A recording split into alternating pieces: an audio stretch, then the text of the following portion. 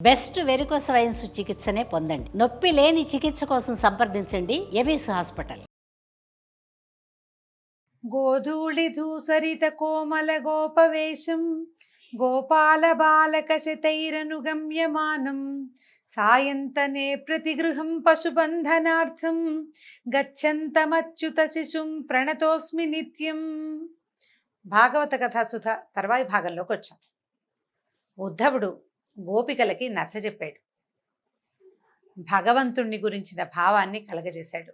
అంతకు ముందు వరకు కృష్ణుణ్ణి పురుషుడుగాను తమను తాము అతనికి ప్రేయసులుగాను భావిస్తున్నటువంటి గోపికలు అతడు భగవంతుడని, అతడి పట్ల తమకి ఏ భావమైతే ఉందో అది సరైనది కాదని, తమకున్న అత్యంతమైన ఆ భావాన్ని భక్తిగా మార్పు చెందించుకోవాలని తెలుసుకున్నారు.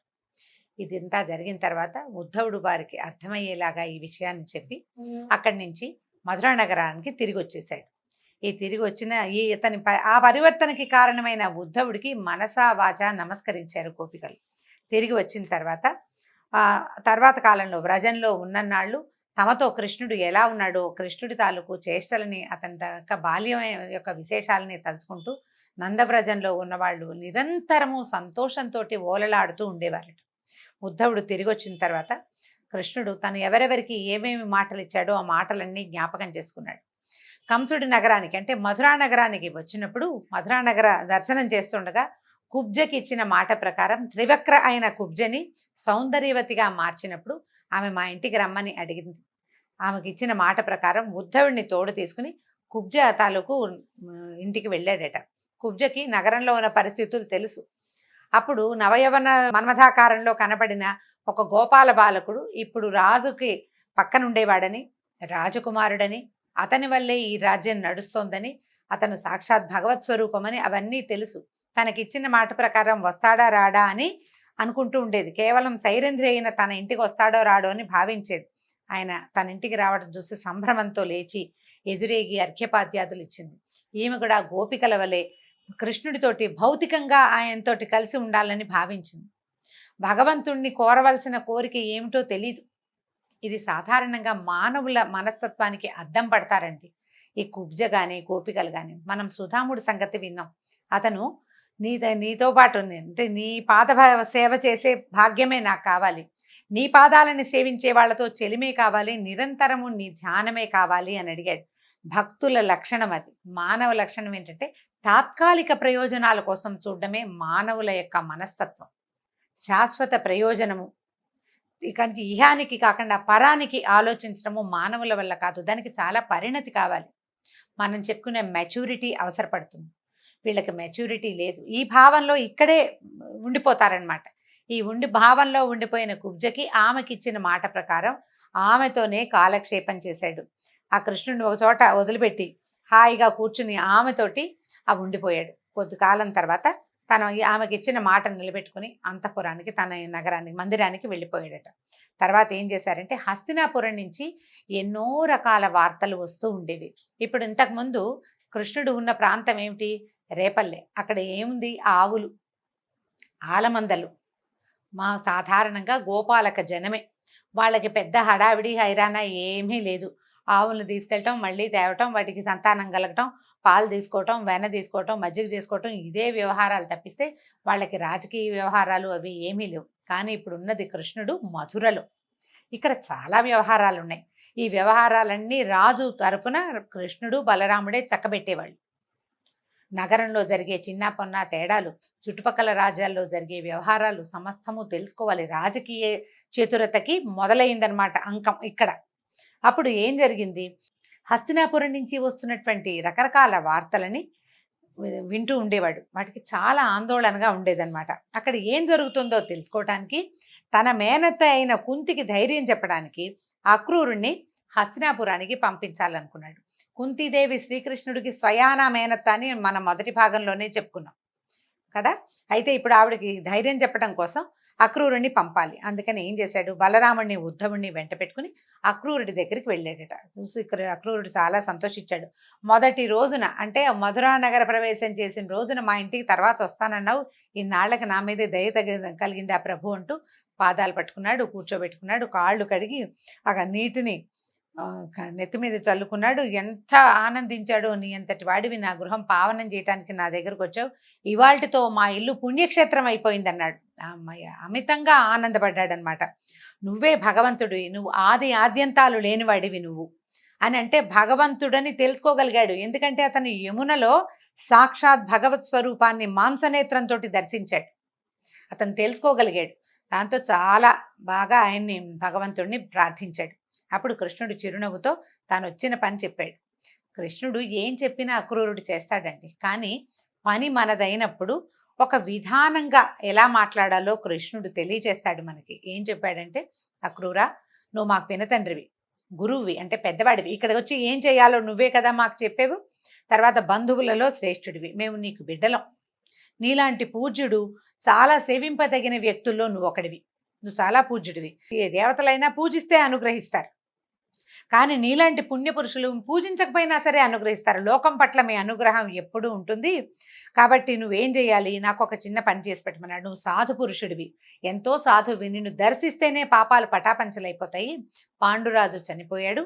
మా మేనత్త కుంతీదేవి చిన్నపిల్లలైన కుమారులతోటి హస్తినాపురం చేరింది.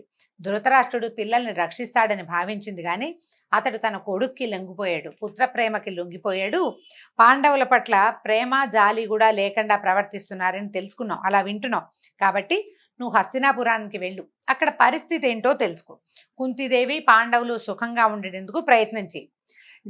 ధృతరాష్ట్రుడు నిజంగానే మనం వింటున్నట్టుగా, అంటే మనం ఏవో రకరకాలు వింటాము, ఆ నోట ఈ నోట చేరేసరికి వార్తలు పెద్దవైపోతాయి, అది నిజమో కాదో తెలుసుకో అని చెప్పాడు. తర్వాత అక్రూరుడు హస్తినికి వెళ్ళడానికి ఏర్పాట్లు చేసుకున్నాడు, వెళ్ళాడు. ఒక రాజ్యానికి వెళ్ళినప్పుడు పద్ధతి ప్రకారం చేయవలసినట్టుగానే ముందు భీష్ముడిని, మహారాజు ధృతరాష్ట్రుడిని, పెద్దవాళ్ళని దర్శించాడనమాట.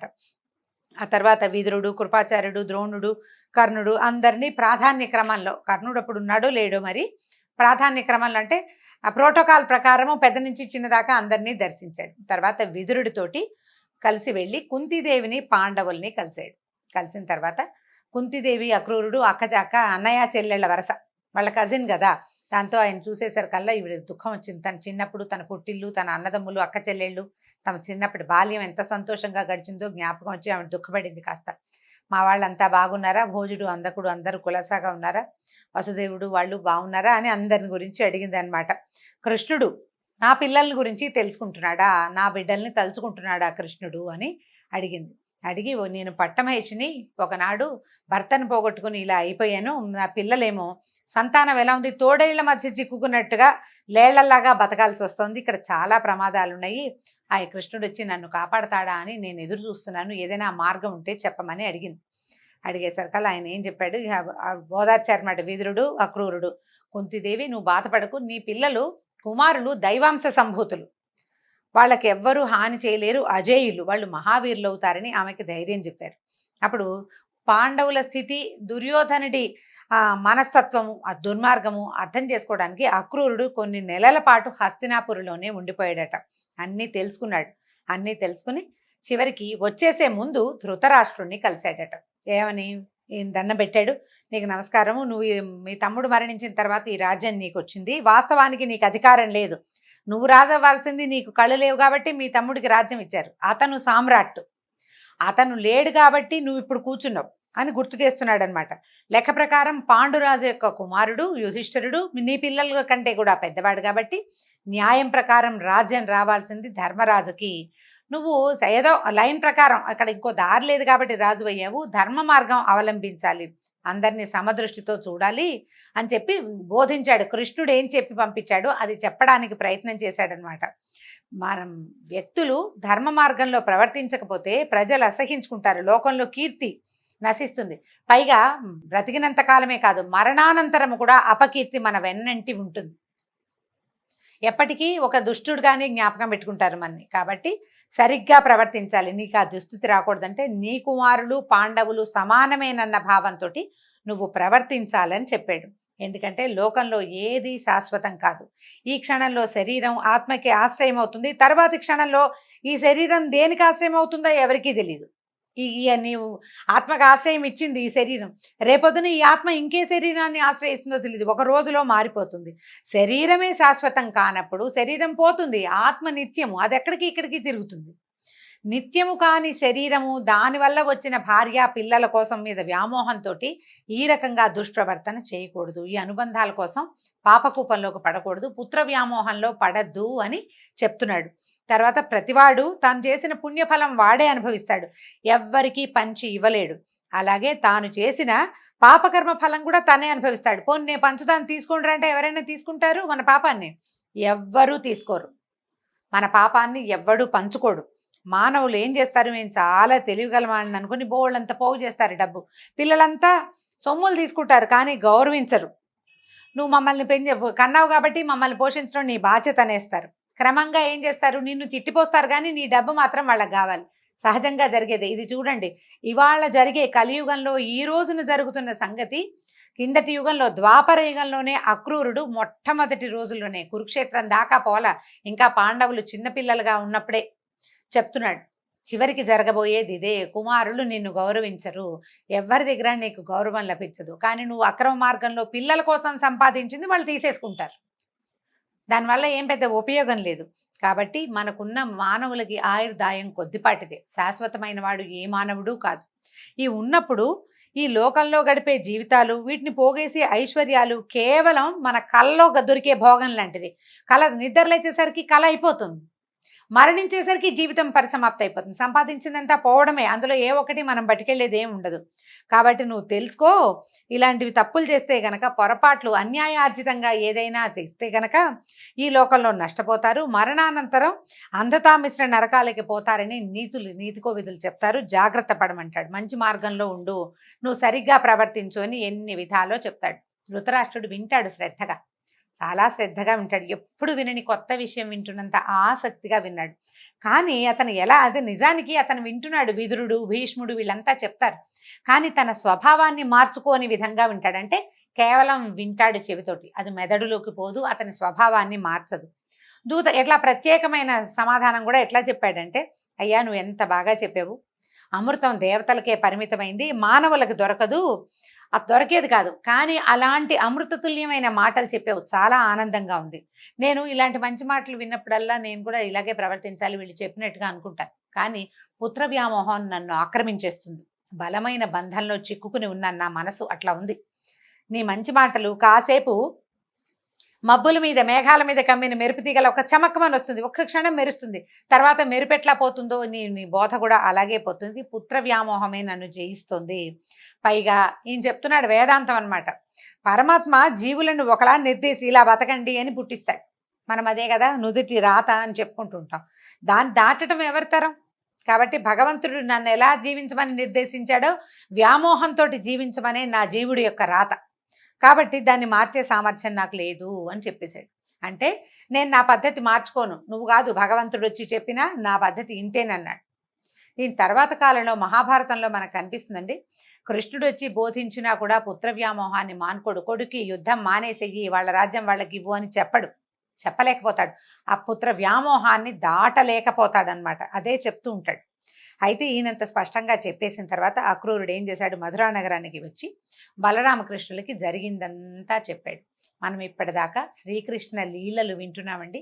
లీలల్లో అకస్మాత్తుగా మహాభారతం వచ్చి చేరింది. కృష్ణుడి లీలలు చిన్నతనపు చేష్టలు. చిన్నతనం దాటిన తర్వాత అతను రాజుకి సహాయకుడుగా ఉండే పరిస్థితి వచ్చేసింది, ఆయన అక్కడ దాకా వచ్చేసాడు. ఇప్పుడు రాజకీయ చతురతని కూడా చూపించే రోజు వచ్చింది. ఇక్కడి నుంచి మరో 2 భాగాల్లోనే మనం సమాప్తం చేయబోతున్నాము. భాగవతపు దశమ స్కంధంలో పూర్వభాగం అయిపోయింది. దీంతో అక్రూరుడు పురం నుంచి తిరిగి రావడంతో పూర్వభాగం అంటే మొదటి భాగం అయిపోయింది దశమ స్కంధంలో. ఉత్తర భాగంలోని కొంత భాగాన్నే మనం ఈ చివరి 2 రోజులు చెప్పుకుంటాం. అంతవరకు సెలవు. నమస్కారం.